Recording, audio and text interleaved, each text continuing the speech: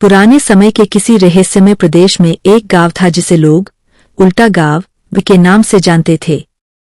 यह गांव दिखने में तो बिल्कुल सामान्य था, परंतु इसमें एक अनोखा और जादुई रहस्य छिपा था।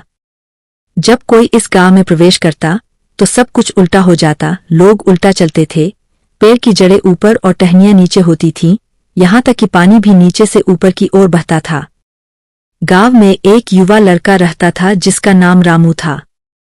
रामू हमेशा से यह जानना चाहता था कि उसके गांव की यह अद्भुत स्थिति क्यों है। उसकी मदद के लिए हमेशा उसके दोस्त चिंकू और मुन्नी तैयार रहते थे।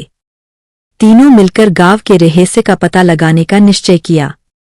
एक दिन जब रामू, चिंकू और मुन्नी गांव के पुराने पुस्तकालय में असाधारण किताबें पढ़ रहे थे, तब उन्होंने एक पुरानी पांडुलिपि पाई।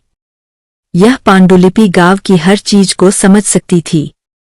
पांडुलिपि ने बताया कि गांव के इस उल्टेपन का कारण एक प्राचीन जादू था जिसे सदियों पहले एक जादूगर ने गांव पर डाला था। जादूगर ने यह जादू इसलिए किया था क्योंकि गांव वालों ने उसे अपमानित किया था।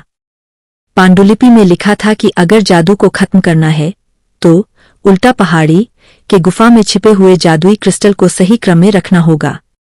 यह सुनकर बच्चों ने उस क्रिस्टल को ढूंढने का निर्णय लिया। अगली सुबह तीनों दोस्तों ने उल्टा पहाड़ी की यात्रा शुरू की।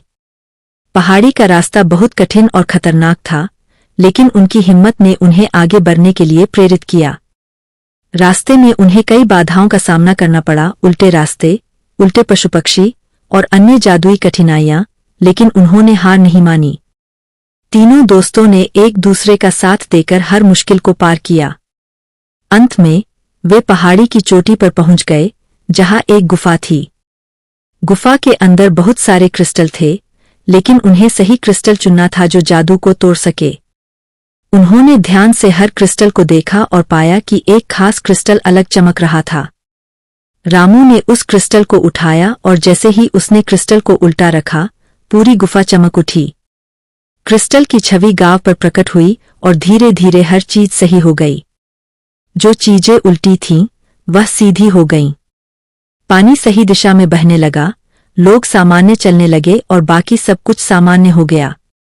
गांव वाले इस चमत्कार को देखकर हैरान रह गए और रामू, चिंकू और मुन्नी को धन्यवाद देने लगे। गांव वालों ने अपने पुराने गलती को स्वीकार किया और उन तीनों बच्चों को हीरो मानकर उनका सम्मान किया। रामू, चिंकू और मुन्नी ने मिलकर यह साबित किया कि बुद्धिमानी, धैर्य और साहस से हर जादू भंग किया जा सकता है। उनके साहसिक कारनामे ने गांव को उसकी असली स्थिति में वापस ला दिया और सिखाया कि एकता में शक्ति है।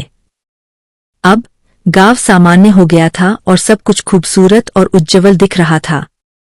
सारे गांव वाले हमेशा रामू, चिंकू और मुन्नी की तारीफ करते और उनकी बहादुरी की कहानियां सुनाते।